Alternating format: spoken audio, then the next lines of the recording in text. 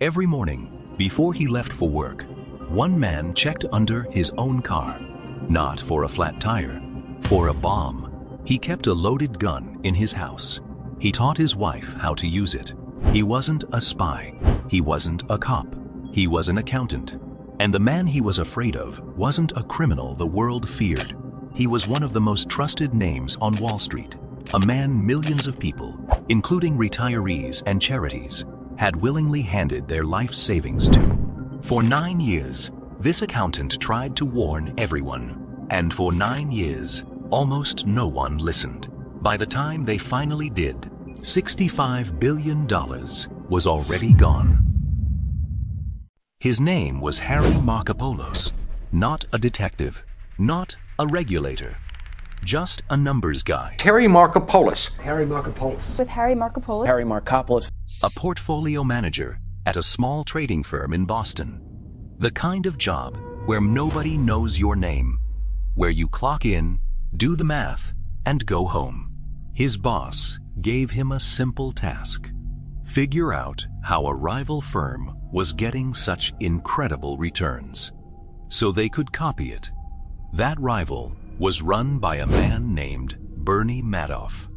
And Madoff wasn't just successful, he was a Wall Street royalty, a former chairman of the NASDAQ stock exchange, trusted by banks, celebrities, retirees, even charities. People didn't just invest with Madoff, they begged to. So when Markopolos sat down to reverse engineer Madoff's strategy, he expected to find genius. He found something else. Markopolos looked at Madoff's returns on paper. Month after month, year after year, steady profits. Never a bad month. Never a crash. Not even during the dot-com collapse, when the entire market was bleeding red. NASDAQ, everything and more has been completely wiped out. At first glance, it looked like the greatest trading strategy ever built. But Markopolos wasn't just any analyst. He held a license as a chartered financial analyst. And he knew markets don't work like this. Real returns are messy. They go up, they go down. Nothing this smooth exists naturally. So he ran the math himself. He tried to replicate Madoff's strategy using the same trades, the same market conditions. So that markets go up and down, and his only went up. He had very few down months. It was mathematically impossible to get those numbers unless the trades weren't real at all. With regard to the relationship, the manipulation and backdating of trades, what you had to know, or someone knew, was false. Within a single afternoon, Markopolos reached a conclusion that should have shaken all of Wall Street. Bernie Madoff was running a fraud. Something wrong. It took me 5 minutes to know that it was a fraud. It took me another almost 4 hours of mathematical modeling to prove that it was a fraud. Possibly the biggest one in history. To be the largest financial fraud in history. Markopolos didn't stay quiet. In the year 2000, he took his findings straight to the Securities and Exchange Commission, the agency responsible for policing exactly this kind of fraud. They looked at his report, and they did nothing. He went back in 2001. Nothing. In October 2001, and more evidence to the SEC, they failed to properly investigate and shut down Mr. Madoff's operation. By 2005, he wasn't just filing a report. He was handing the SEC a 21-page document titled bluntly, "The world's largest hedge fund is a fraud." He laid out numbered red flags. He explained the math in plain language. He even warned investigators that exposing this could put his own life at risk. Still, nothing happened. The sect investigated Madoff not once, but multiple times over the years. And every single time, they cleared him. Very specific complaint, not once, not twice, not 3, but 4, 5 times. How many more times would a whistleblower have to bring complaints to the SEC for them to have investigated? Why? Because Madoff was untouchable on paper. Former NASDAQ chairman, decades of reputation. Nobody wanted to be the person who accused a legend and turned out wrong. Markopoulos kept going. 2007, then early 2008. Each time, more evidence. Each time, the same result: silence.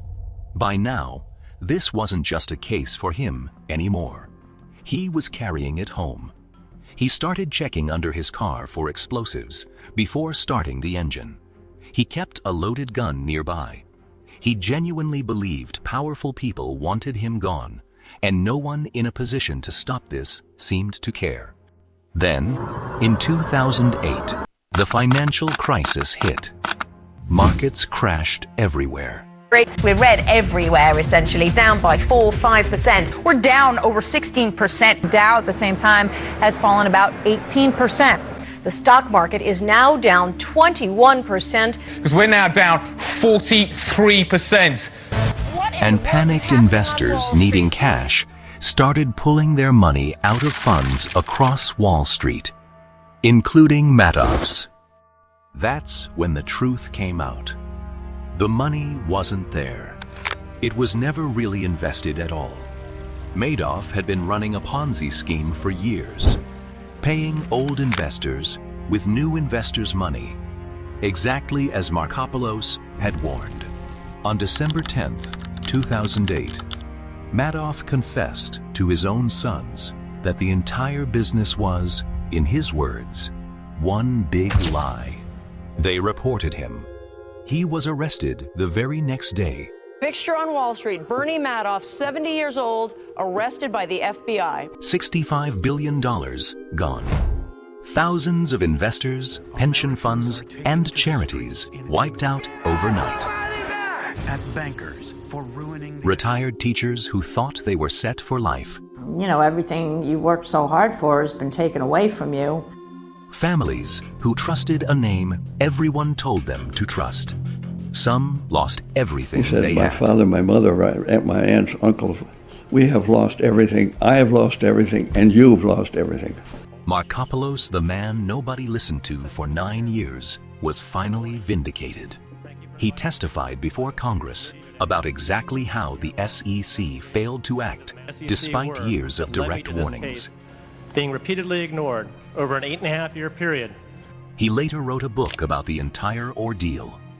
Madoff, meanwhile, was sentenced to 150 years in prison. He died there in 2021. And the man behind the largest Ponzi scheme in U.S. history ended his story in a federal prison hospital. A footnote to the story he once controlled completely. If you want more stories like this, subscribe, and I'll see you in the next one.